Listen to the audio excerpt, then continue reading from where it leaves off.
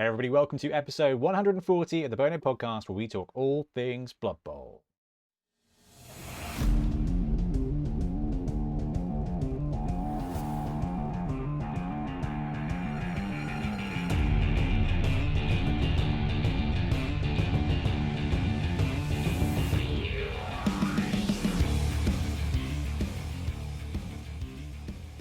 And jingle. Welcome back. I'm Ben, and once again I'm joined by Blood Type Ben. BT, how are you? Hello. Very good, thank you. Good. Very hot, very warm. I've got this shadow behind me, this blind that's kind of blocking out the direct sunlight because it is stifling hot.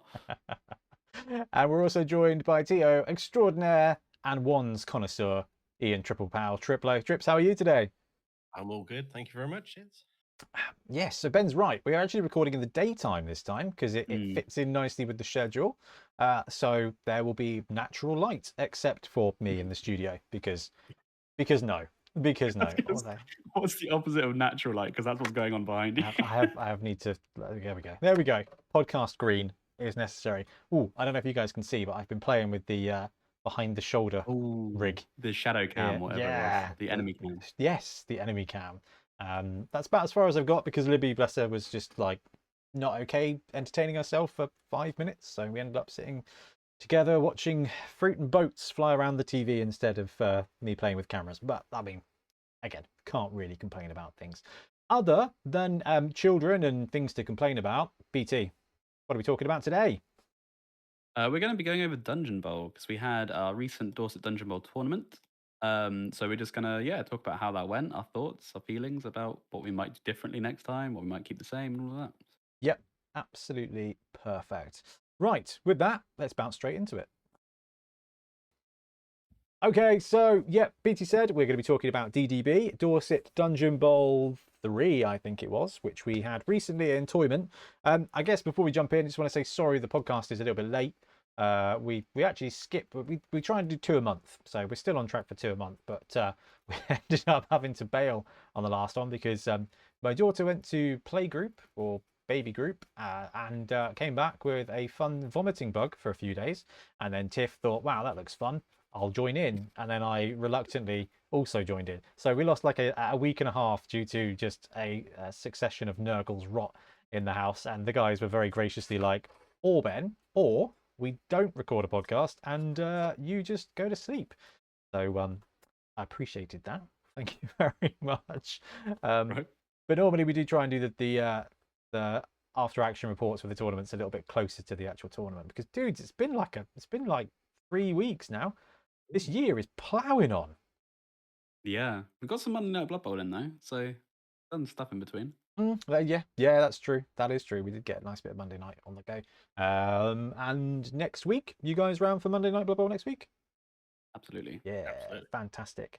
I'm waiting to hear back from a person around one team because we've got a team that we're not necessarily allowed to show off yet. So I sort of messaged them and I was like, hey, we've got Monday Night Blood Bowl next week.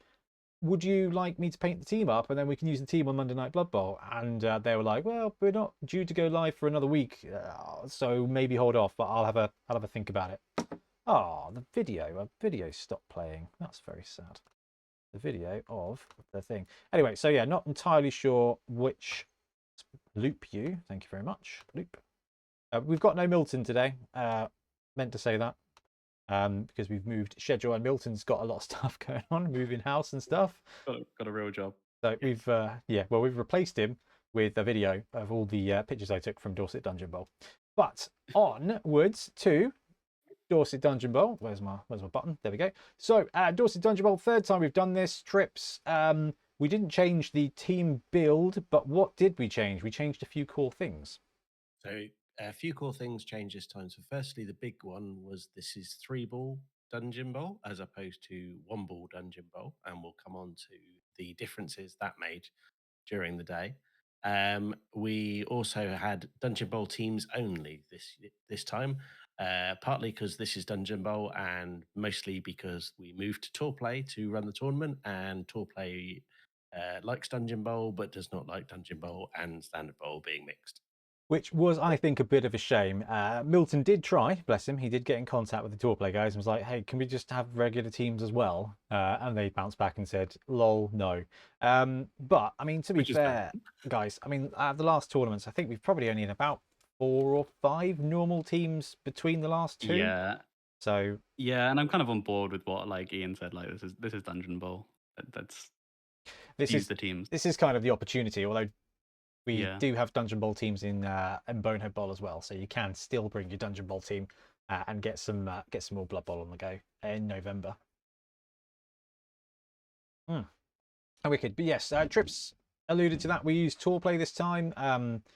Been really impressed with tour play for the things, and I think it worked very well at this event. We only had a couple of things that we had to fix, which I think is it was suspiciously easy to run.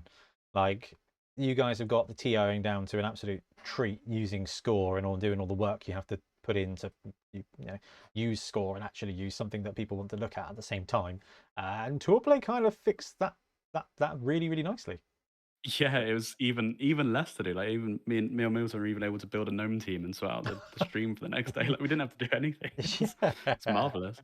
Yeah, that was very, very, very cool. So Trips alluded to the fact that there was a 3-ball format. I mean, the proof is in the pudding, and the name is not very secretive. Instead of 1 ball, there are 3.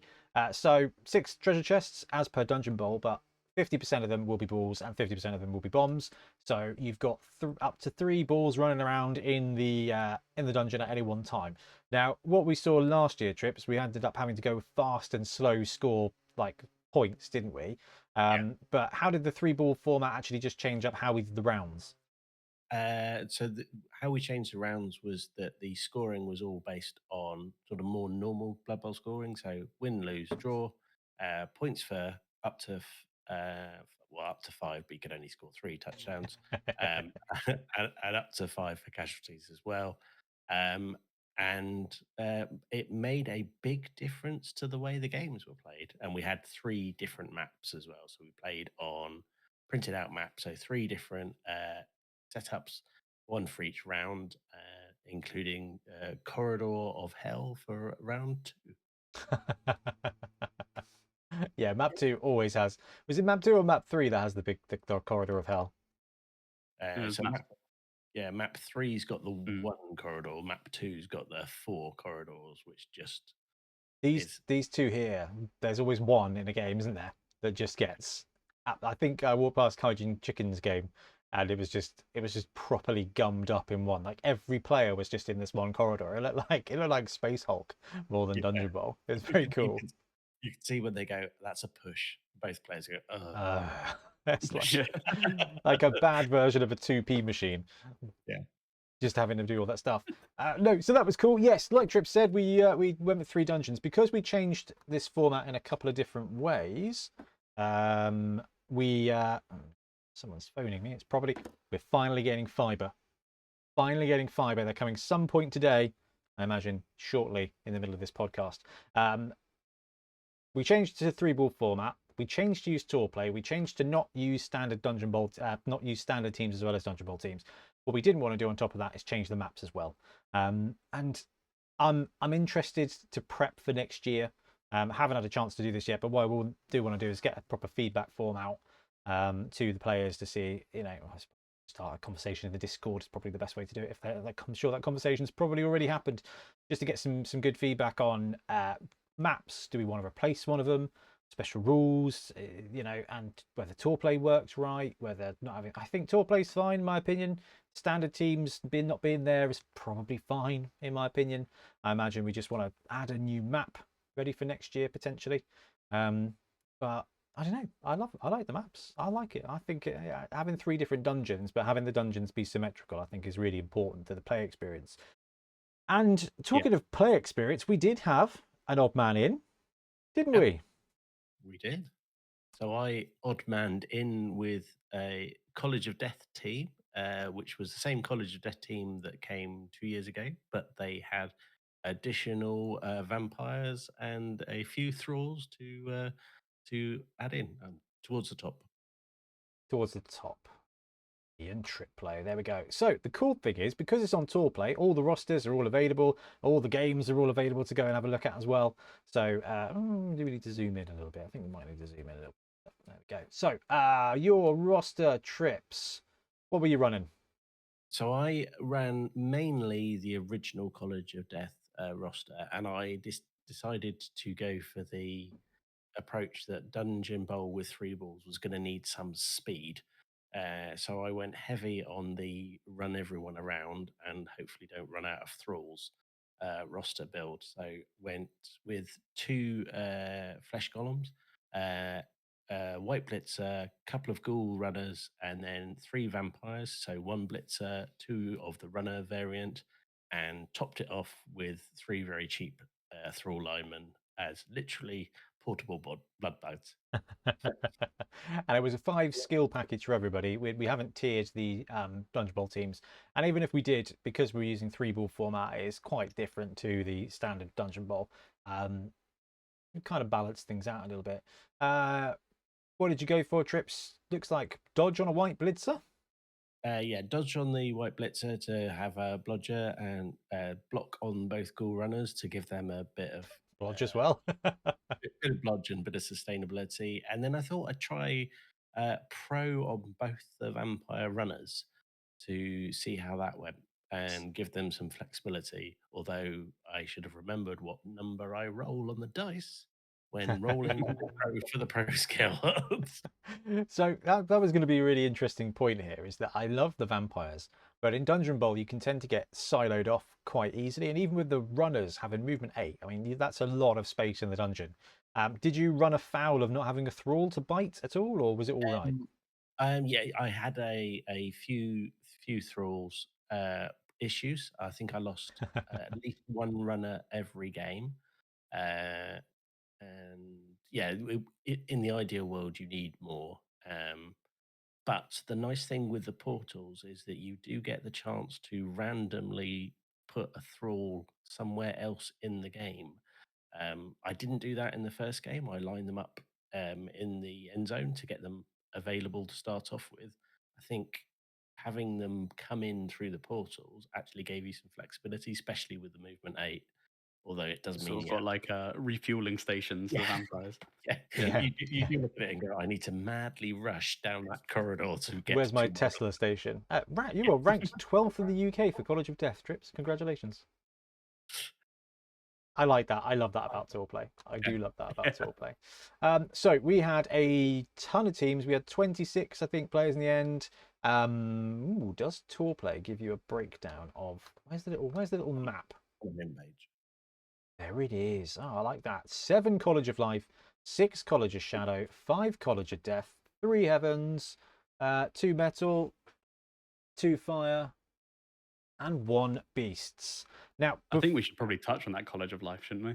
I want to go to the Beasts first, because I want to call out my play for the day straight off the bat, which was Wednesday, which was one of the Priest Pack Wednesday, and took a. Actually, you know what? Does this? Oh, it doesn't. That's a shame. But I tell you what, because I thought this was absolutely awesome. I can't remember if it was round 1 or round 2, but Wednesday was running College of Beasts, Corngor, Werewolf, Ulf Warrenner, Minotaur, Beerbor, Beastman. Went dodge on both the werewolves, went block on both the Ulfs, leader on a Corngor to get the extra reroll, which is all well and good. But the tech here that I absolutely loved was the College of Beasts spell, which of all the spells it feels a bit underrated, right? Or underpowered. It's not great. What do? It just gives you automatic 3-die block. Pretty cool. So Wednesday went hard on all the frenzy pieces, and because what's that? 1, 2, 3, 4, 5 frenzy pieces. Basically, she was just a shoe-in for the end zone. Just got into a situation where I just needed to clear a hole, and she was like, well, I've got 5 frenzy players. That's five positions on the pitch where I can just go boom. That's a 6-die block to clear a hole, and that's exactly what she did. So does the spell work for both parts of frenzy? Yeah, it just makes you strength. It just makes you activation they get. Strength 1 billion. Yeah, all your blocks are 3-die blocks, awesome. which I thought was fantastic tech. And I'd missed that. So when I walked past and sort of heard that, I was like, that is excellent. That's really, really, really quite some cool combo. I loved that. I loved that. But sorry, Ben, what was your point on the College of Life? Yeah, so we saw quite a lot of these, and I think it like people had somehow worked this out. Taking College of Life is where it's at with three ball variant, because we heard nothing but those bloody war dancers like all day. All day apparently is the war dancers just causing havoc, and it must have been to do with the three ball variant, because that never happened with the. Oh, it did. Or at least In the very first one, we had Ben Brissenden, who turned up wearing a Wild Hunters T-shirt, which I thought was wicked. That is true. I was going absolutely mad lad with the War Dancer. But you're right, Ben. Generally speaking, the War Dancer effect is minimised in Dungeon Bowl, because hopefully they're in the wrong corner of the dungeon and one of them's already dead at that point. Yeah. But let's talk through a couple of games. So, Trips, your first round. Where are you? And who did you get? Do you recall? Big D. Yeah. So my first round can probably be summed up beautifully in a very simple statement. He didn't roll block dice till the start of his turn 4, by which time I think I was already 3 players down. So I had the first turn, rolled a 1 on the vampire, failed the pro reroll, injured off my thrall, which I bit on the start. I think I lost another vampire who ran away from the thralls and couldn't get back. And then I think I failed a dodge with a ghoul. So I think I rolled 1, reroll 1. So I think at the end of my first turn, I destroyed half my team. And it got to the point where the game was just ruled by me rolling absolutely abysmally. I've very rarely played a game where your opponent says, "Please do not roll another 1." See, I should have brought the undead dice for you to use, Trips, but you were very magnanimous and said, "Don't bring them, Ben. I want to give everybody else a chance." Yeah. Now that Stevie's done the stats on them anyway. So it was a nasty game in terms of being able to keep the team on the pitch in any way at all. And the biggest thing about the 3 ball variant is if you get players down very quickly, you run into big trouble. And I ran into a lot of trouble very quickly with the only players that I could get anywhere near a chest found a bomb in it, and therefore blew themselves up. So Big D was also running Co-Death, 2 white blitzers with tackle, a vampire thrower with block, a vampire blitzer with strip ball. I like that. 2 mummies, 1 with block, 2 flesh golems, and 1, 2, 3 thralls as well. So I mean, this is the thing when it comes to Dungeon Bowl, that the rosters could be so incredibly varied. And honestly, it doesn't really matter what you bring, because every player tends to have a distinct advantage on the pitch. Yeah. So, like you said, it depends where they get deep striked to, as to whether they're going to be all that useful or not. Well, he lined both of his mummies up to start the game, and I can summarize how badly the game went. That both of his mummies ended up within 4 spaces of my end zone as they just slowly marched down various corridors, squishing vampires along the way. So that was your round 1 matchup, Trips. Yeah. 3-0, not the right way. No, definitely not. No, I put me into the I'm going to have fun category for the day.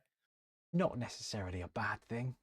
So round 2. Round 2, you went up against.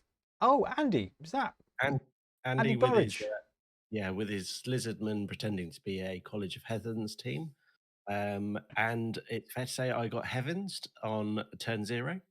So get out the zap lightning spell. It wasn't megally effective, but I think I lost 3 players to start off with. Oh my god. And I think I lost 2 thralls as well, which this was the 4 corridor map. So when you've got 3 vampires and only 1 thrall and 4 corridors, you are playing a bit of a please let the ball be where I hope it will be. You see, that's why I love that map. It's because it's that one. Yeah, that one doesn't work well for vampires when you've basically got 1 blood bag for 4 corridors. So that was a bit unfortunate. Really fun game. I think highlighted with me blitzing through a portal. So declaring a blitz before going through a portal, and then the 1 in 6 chance of it being the right portal, and I popped out in the right portal, smacked the ball carrier, and it was going really well until the ball bounced the wrong way down the corridor for me. Oh, you pulled off like a little tiny miracle, and it still went wrong. Still went, but Andy I did B. have. Sorry, Trips, you go. Well, I was going to say I did have the fun, and this is the joy of the 3-ball variant of scoring with a vampire and teleporting him back in the same turn. Very much to Andy's disgust of how could you do that and score and bring him back in. Yeah, that's worth mentioning actually. We set it so that even though there's 3 balls, you can only do 1 handoff, 1 pass action standard.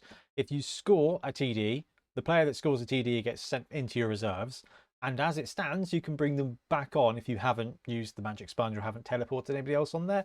That's probably going to be something that we have to review, and we'll come back round to how the scoring bit worked, because I think we got a better way of doing it lined up, I think, for next year if we go with 3-ball again. But Andy was running 1, 2, 3, 4, 5, 6, 7 skinks, 2 nobility blitzers, both with dodge, 2 Valkyries, both with block, and one of the skinks had Dauntless.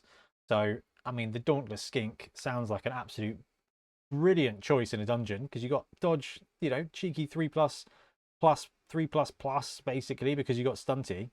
I mean, that seems like a really solid choice to me. I think Heavens have so many good tools. You can't build a bad Heavens roster. And especially as the Dungeon Bowl rerolls are 50k, you can just build a better Lizardman team and stuff if you really want. Don't get the Crocs. That's the only downside, which I think Andy was a bit sad about. Yeah. However, he probably wasn't that sad going 2-1 against you, Trips, in the end. I mean, taking the Crocs out of the Lizard team just makes that a very reliable roster. Yeah. You're looking at it going, I can do what I want to do, and I'm probably having to roll a 2+ at the maximum to do that. Yeah, you take the Crocs out and buy 3 rerolls instead. So. Yeah, or, Valkyries. I've got to say, I think he earns some respect from not going for the Amazon blockers there. Yeah, because I agree. You can have 6 Amazon blockers in there, but the fact he went for the Valkyries and the blitzers for the skills instead, I think. I mean, Andy's a good lad. I don't think we saw the 6 Amazon blocker this year, did we? No, I think with the 3-ball variant, even though a strength 4 dodging piece is not bad, it's not strong enough to win against the strength 5 pieces. Yeah, and it's quite slow as well. And it doesn't have the integral bounce around. That you kind of need to swing that. And then Trips, you went into round 3 against Matt B, who was running College of Heavens. Saurus blocker, skink runner, warrior. There's your Jaguar warrior. Norse berserker with tackle, the Jaguar warrior, the blocker, sorry, with guard, skink, Amazon blitzer with block, chameleon skink, Valkyrie with a wrestle, and another Amazon blitzer with block. Quite a mix of players in that one. But number 7th in the UK for College of Heavens. So that's good. How was this one, Trips? Because the score tells a different story. It tells a different story. So this was the game that the vampires decided to do vampire things and stay well away from rolling ones to start every activation off with. They did well finding the ball. They did well with dodging and smashing anybody else who had the ball. I had again a vampire blitzer score and go through a portal, come back on through a portal in the same turn, and ironically come back on at the portal next to another one of the balls, which was just like superb in terms of luck. And I knew this game was definitely going my way when a flesh golem smashed the ball carrier and then picked the ball up successfully and slowly waddled down a corridor to give it to another vampire. It's just like you couldn't plan these things, and it just all went well. Yeah, Vampire Blitzer TD, Vampire Blitzer TD, Ghoul Runner TD. for the 3-0 there, Trips. Was it 39 minutes, apparently? It was a really, really quick game because it was one of those where here's the ball, it didn't score, you've got one ball, no, you don't, bang. And it was really noticeable, and it's probably worth covering for the rest of the games that 3 ball is really quick for Dungeon Bowl. Because it just leads you to such a spread game because you want to get the balls really quickly. So everybody goes after the chests. And then unless you get that very rare occurrence where the 3 balls turn to be in chests very close to each other, you are instantly attacking and defending down 2 to 3 corridors. Interesting. Right, so that took us to the end of the day. It was a 3-round event. We'll do the roll call, then we'll talk about highlights and basically how we thought the event went. So Gary Doherty with a stunty roster at the bottom there, 26th. Then you had Matt B with Heavens, then Deathwish with Shadows, Frodo with Life, the Stunty Cup winner, Adam Pike with Death. We had Ian Triplane with College of Death as well. We had Wednesday with Beasts at 20. We had Ollie with Life at 19. We had Duncan with the Badger Dice with College of Metal at 18. We had Baron with College of Death at 17. We had Kaijin Chicken Nicholas with Shadow at 16. We had Big D, College of Death at 15. We had James on my account because Foreplay had a blip with College of Life at 14. So thank you for that on my account. College of Fire, James, who I think won casualties. I think or fouls or something absolutely brutal and horrific. Andy coming in 12th with the College of Heavens. Primac, College of Life at 11. Shadows into the top 10 with Malthus at 10. David Priest with College of Life at 9. James Priest with College of Shadows, 1 point ahead of his dad there at 8. Jazz Man in Black with Shadows at 7. Drew Creedy, 6th place with College of Death. Stephen Knowles, top 5. Huff and Puff Hellions, College of Life at 5th. Daz with Shadow at 4. Kinney with Fire at 3. Dalio, 133 points for College of Heavens at 2. And then Just Some Guys, run by Tom, College of Metal, 135 points. So College of Metal took it there with 1, 2, 3, 4, 5, 6, 7, 8 linemen. 1, 2, 3, 4 blitzers, 4 pro linemen, leader on the human blitzer. It was literally just some guys and 5.5 rerolls there with leader, which was absolutely wicked to see. Plus the extra like 0.3 with pro, whatever.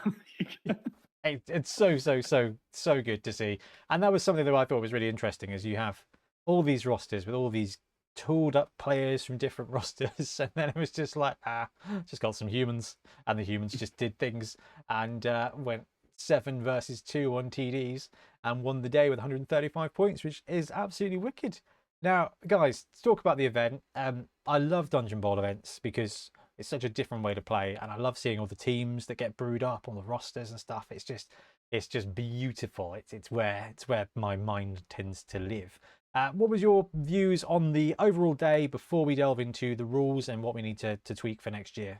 I think it was very smooth, and like you say, tour play worked phenomenally well.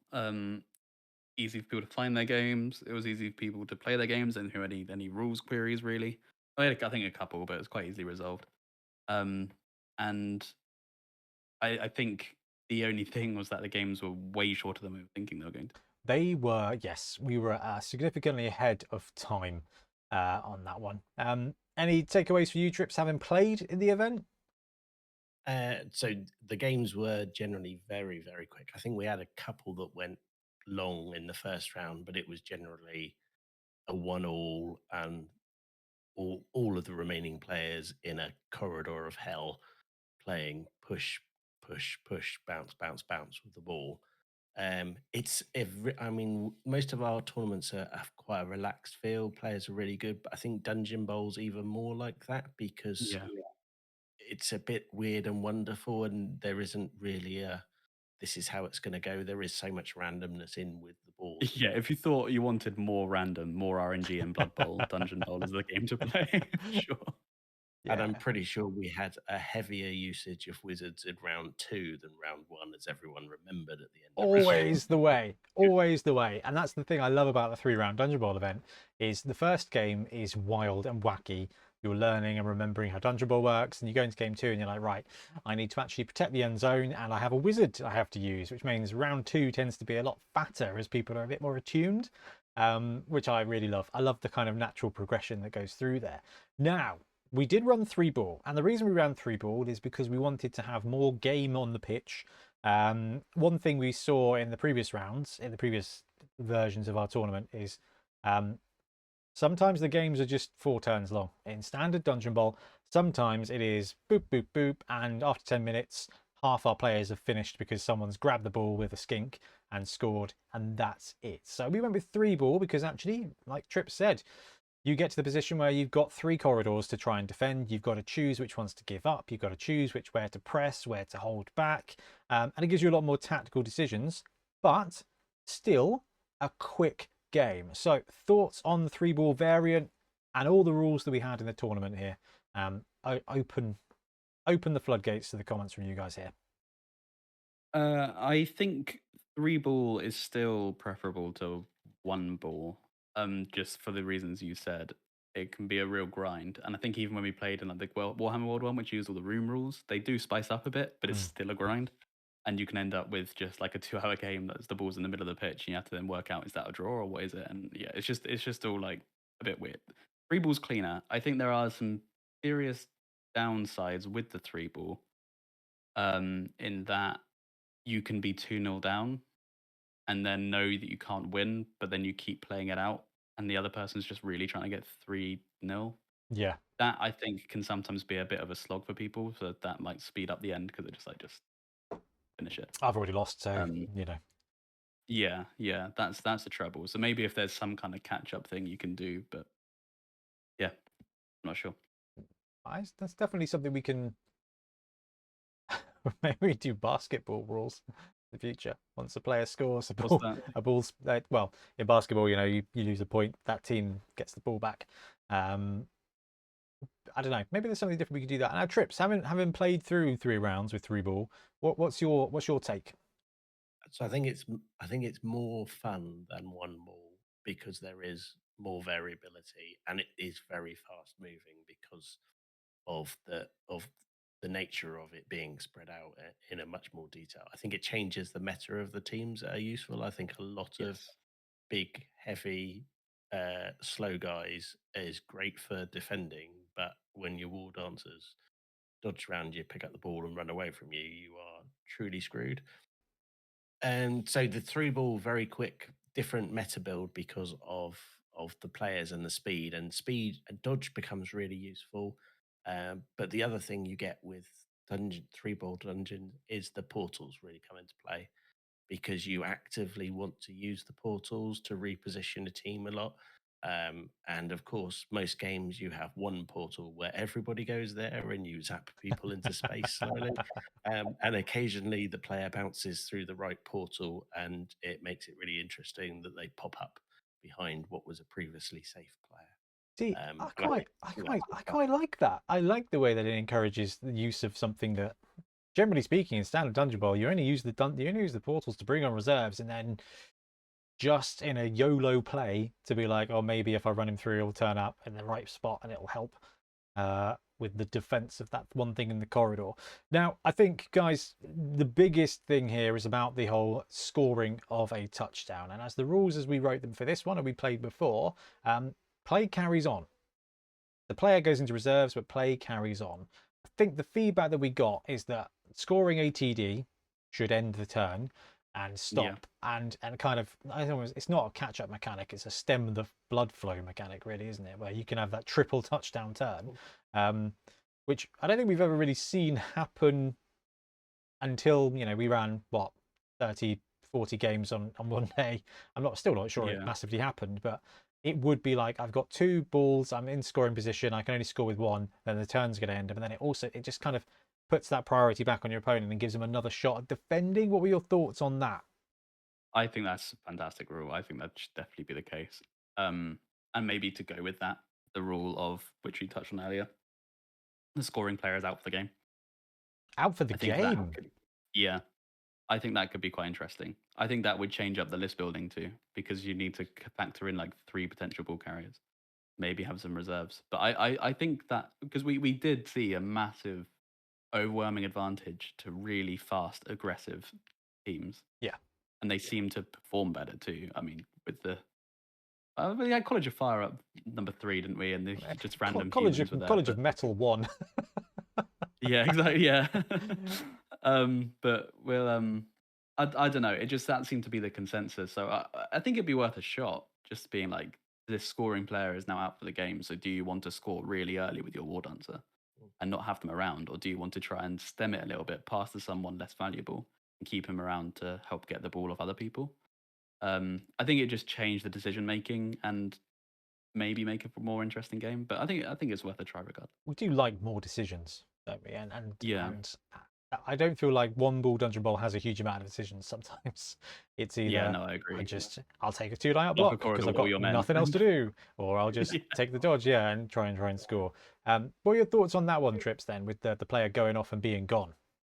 I think that might be a good balancing mechanism because with the turn continuing and the player coming back, it can be a little bit of a snowball impact of the turn, so you can actually score and then attack with another ball, whereas your opponent spend the entire last turn trying to defend 2 or 3 different ways, and you're almost getting to play like 2 different turns completely against your opponent. So I think that ending the turn on the score will really stop the quick snowballing effect. I think having the player off, or maybe having them that they are knocked out and therefore you've got to magic sponge them back in, so there's going to be that delayed impact to getting them back in the game. I think that would make a difference, because generally you're going to have a player that scored, you want to use them again quite quickly. Yeah. And we saw lots of key positionals doing the damage and the rest of the players filling the spaces. Yeah. No, I like that. I think we'll definitely bust that out. We'll get that onto a Monday Night Blood Bowl sort of towards the end of the year, sort of maybe 4, 5, 6 months ahead of next year's Dungeon Bowl tournament, so that we can kind of get to grips with what we think a good boost to the format would be. Because Dungeon Bowl is a ton of fun, and we just want it to be a better experience on the day, because we did see people just get absolutely ruffle stomped in the last 2. I mean, Tom, who won this tournament, was the guy that played about 35 minutes of Dungeon Bowl in its entirety last year, because he just got turned forward 3 games in a row, and he was like, that was trash. Like this, I got to play games, because I think Dungeon Bowl is really important to play because it's just so different. And like you guys were saying, like having the meta of building rosters for different gameplay, I think is really, really, really cool. Any final thoughts on Dorset Dungeon Bowl before we move to a couple of extra points? How do you feel about bigger dungeon? Would that help slow the game down? Interesting. That is interesting. Or would it just make it even harder for slower defensive teams to do anything? I mean, the reason we've got these dungeons the way they are is because they're built using the tiles from the Dungeon Bowl set. Yes. And because of that, they fit nicely within the same kind of space as a standard Blood Bowl pitch. But that might be something that we look at, because we can definitely print bigger dungeons. Yeah, it's like the advantage we have of doing it this way is you're kind of not constrained by the tiles. But I don't know, it might end up it's very easy, I think, to make it too big. Like even an extra room suddenly makes it significantly bigger pitch. Yeah. So these like movement 4 teams might really get hampered a bit. But I think it encouraged the portals a bit more. Yeah, I think the thing we were really lucky with on the day and worked out beautifully, I mean, we'd say it's a wonderful plan, but we were really lucky, is it was gnome release day. So although players finished early, it was very nice to see everyone raiding what stock was left of gnomes from downstairs, and as Ben and Milton were actually building gnomes, and others were getting into them during the day. So that filled out the time really nicely for people working through a new team. That's always so great about entoyment, though. This is the thing.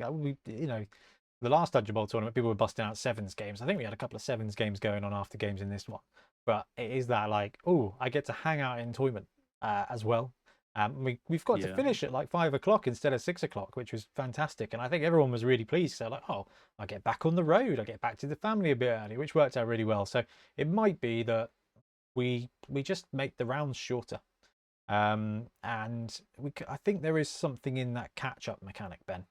And I don't know whether it is just once a touchdown is scored, the ball comes back onto a random portal, or something like that. So actually, you could have some outrageously big scoring games, or there is a chance that actually the ball just keeps coming back on, and then you get portal guarding instead.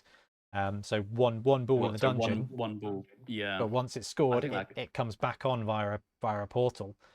Your turn ends immediately, and the ball is redeployed, and we just have a 1.5 hour round. Yeah, because you play it so differently. You'd spread out your team to cover the portals then, wouldn't you? Because you'd want the chance to like guard the ball when it comes back out. Yeah, I think that would be well interesting. Okay, well, we'll have to give that one a go. Yeah. But look, I loved it, and thank you everybody for coming down and seeing the tournament. It was wicked. It was an interesting kind of timeline, like Tripp said, because the tournament dropped, and it was just at the point of all the gnome hype. So there was a bit of like, oh, I can't run gnomes. Like, oh, I want to run gnomes. I want to try the gnomes out. So I think there was a bit of hype distraction to the gnome team at that point, because I definitely wanted to run gnomes. And what I would have liked to do is allow people to run a standard gnome team at Dungeon Bowl event. Like, just that would have just been peak if we had done that. Gnomes drop in, everyone taking gnomes into the dungeon. I think would have been really, really, really cool. So I do like the idea of having standard teams in Dungeon Bowl, but I'd rather play Dungeon Bowl than not play Dungeon Bowl. And if the only way we can play Dungeon Bowl is with Dungeon Bowl teams, that's what we do. But I do think there's a certain element there that I really do like, the opportunity to be like, oh, I'll just take my gnome team and get a gnome game in, but it's in Dungeon Bowl. But that's a minor thing. And it did feel very much like a lot of players saying it was really nice to play Dungeon Bowl. It was nice to have a couple of warm-up games to play the tournament. But you could see everyone going, it's nice to do it. I wouldn't want to run a league. I wouldn't want to run too much of it. I want to put this away and bring it out again as a palate cleanser version of Blood Bowl. Yeah, it definitely works in a short, sharp way. Yeah. Love it. Absolutely wicked. I look forward to next year's, and yeah, we'll continue working on it, and we'll go to the Discord and get some more feedback. The way I think you guys may have already done that. But we do have a little Discord thing there. Trips, did Milton ping a message about a thing? Yes, so Milton has set up the second Fumble season for the Bonehead Podcast. It is going to be the Summer Blood Bowl League. We are going for a divisional setup this time. So we will see many more players being able to play. So I think the first one ran really well. It worked really well for the players taking part. Big congratulations to all the players. And detail in there. So just trying to find Milton's. I think it starts first week of June, doesn't it? Yeah, first week of June. So sign-ups are through the Discord, and you obviously need to sign up your team on Fumble, but Milton will need to know your team and set you up. There are still some spaces available. Milton has been encouraged to rebring the Snotlings again. So that means Morg for MVP is still a thing, as Milton brings every inducement in the land to every game, and really good fun. So yeah, do jump on and sign up. I think we encouraged him to open a few more spaces as well, didn't we, Ben? So yeah, there might be like 6 slots now, and there's 3 weeks to go or something. So I think there's now 8 slots, I think. Even better. But don't dally, because Milton was like, yes. Please mention it on the podcast, but we've only got 4 slots left and we haven't even announced it. I was like, because it's just from Discord. So if you're listening to this, Patreons will get it first. Then message or jump onto the Discord and find Milton ASAP to get a slot, because the Fun Ball League is really, really, really cool. And I'm very excited to see what he does with this one, with some divisions and stuff like that. Absolutely brilliant. But with that, guys, is there any more for any more? Because Virgin are here installing, finally, decent enough internet to my house. So I want to go and make sure that that's happening. Yeah, like that would be pretty wicked. And then I will have ready for Monday. 3 subscriptions to my internet. A nice speedy 13 meg per second on a good day from BT. My 5G router, which kind of has tanked it down to, I don't know, 24 meg now because it's summer and the trees are doing tree things, and also solar flares is what I'm blaming for the poor internet today. But then, you know, you never know. Maybe we'll get like 100 meg. That'd be nice, wouldn't it? Yes, Ben, ready for Monday Night Blood Bowl. So we've got Monday Night Blood Bowl coming up, and then there's a bye week, and then beginning of June we'll start the next Bonehead Championship. You will find out more about that as we get a bit closer, because we've got some painting to do. But any more for any more, guys, or should we wrap up for the day? Way to wrap up. Brilliant. Right. Thank you very much for joining us. We'll be back soon with more bubble content. Happy blocking. Thanks very much for watching. We really appreciate your support. If you want to support the channel even further, please like and subscribe. It really does help us out. Or come join us on YouTube Members or in Patreon, where you can get exclusive access to some content, some loot, early access to basically everything we do, as well as regular competitions. Or you can pick up some Bonehead Podcast loot either on our website at boneheadpodcast.com. We've got the Dungeon Bowl things, we've got tokens and stuff like that, or on our Spreadshirt site as well. Everything you do just helps us make more content and hopefully do it of better quality. Anyway, thank you very much for watching. Happy blocking.